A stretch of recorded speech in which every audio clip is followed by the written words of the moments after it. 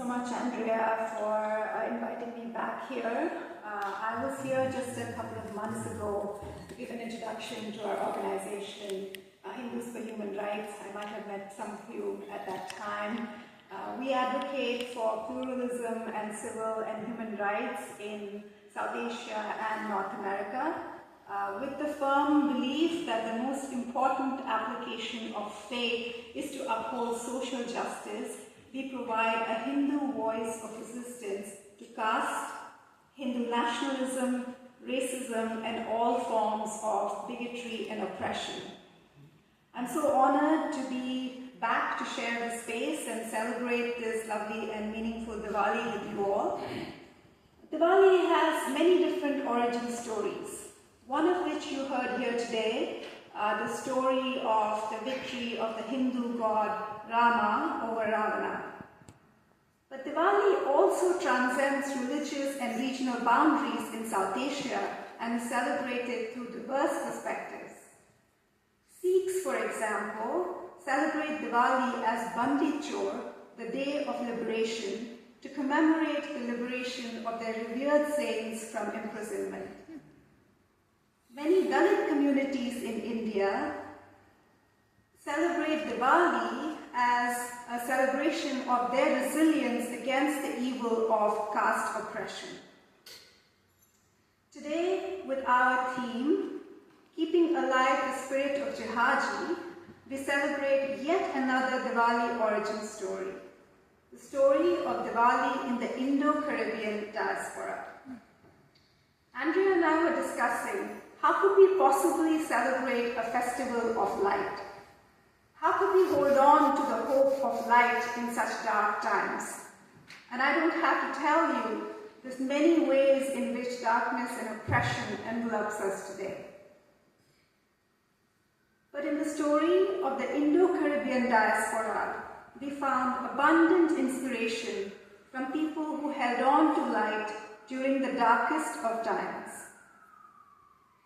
Indian migrants came to the Caribbean primarily as plantation workers to replace slave labor after the abolishment of slavery by the British in the 1830s.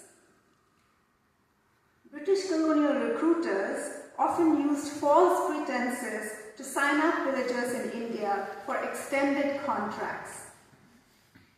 Many signed on since their traditional livelihoods had already been destroyed by the switch from growing food crops to cash crops like opium and indigo imposed on them by the early capitalist expansion of the British East India Company.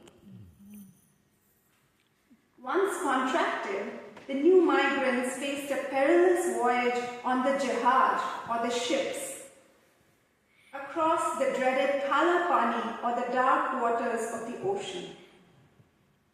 Many of the farmers from the rural Indian hinterlands had no experience with, and in fact had grown up with religious and cultural taboos against crossing the oceans.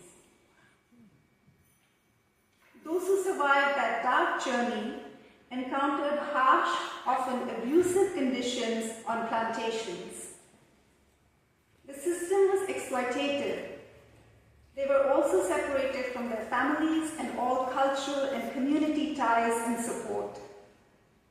Yet, many of the Jihadis, those who survived the journey of the ship, persevered through the darkest times and settled permanently, creating the large Indo-Caribbean communities and shaping the region's demographics and culture. They had originally come from different regions, languages, and castes of India. Yet, in the Jihad, the ships of terror, and the cane fields, caste distinctions faded. The shared struggle for dignity and identity united them. Remembering traditions like Diwali enabled them to maintain links to their cultural identities while also shaping new syncretic ones. A reminder that no matter one's background or caste, every person has the divine light within.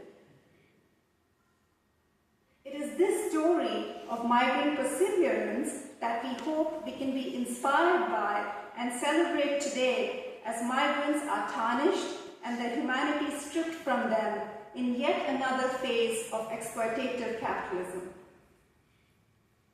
So today, as we light our diyas, we invite all of you to remember and share stories of migrant ancestors and be inspired by the light of their resilience.